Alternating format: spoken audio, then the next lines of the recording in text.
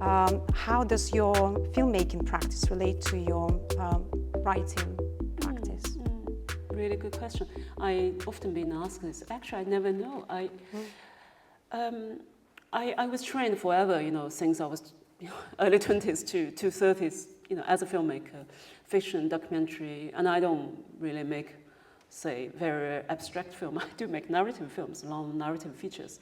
But I thought maybe I learned how to write from, it's kind of funny, quoting, I really learned how to write from, say, Fassbinder's cinema or Pasolini's cinema, or, early days, when I watched every single Billy Wilder films, I thought, my God, I learned so much how to write from watching Billy Wilder, or Hitchcock, if you like.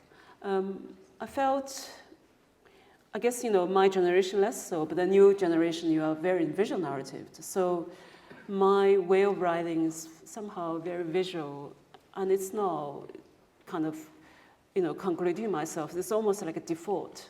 It's my kind of almost mistake, when I write, I have to use photos. I know most of my books full of photos, but they're not entirely in the sync. They're out of sync with the content, which is deliberate. But I found it very difficult to have pure verbal expression in my book. So the visual become a sort of odd reference. And it's nothing to do with Zibo or that, it's just my film training.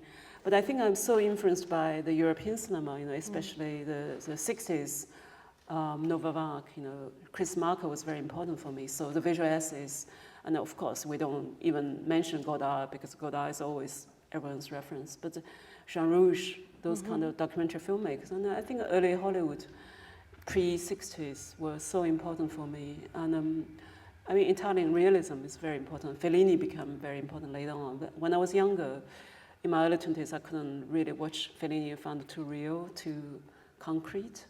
But then, of course, I was wrong. 8.5. Fellini is kind of most metaphorical filmmaker in the world. I learned how to tell story from those filmmakers. But by saying that, I'm absolutely separating filmmaking and writing, because I'm really, belong to that school, which is Robert Bresson, believing the divorce between the theater and the literature, well, between the cinema and the literature. So I don't intend to make any film based on my books, because I don't think they have the same identity. Visual narrative is very different from verbal narrative. But I wrote one book called The UFO in Her Eyes in order to make film, because that requires $1 million budget. So I had to write into some silly novel first to get to get funding in the West, and then in order to somehow gather the money to make film. Otherwise, none of my books has foundation for film, and I would never really mix them, because they really belong to different kind of narrative, right? But I found it healthier to have both.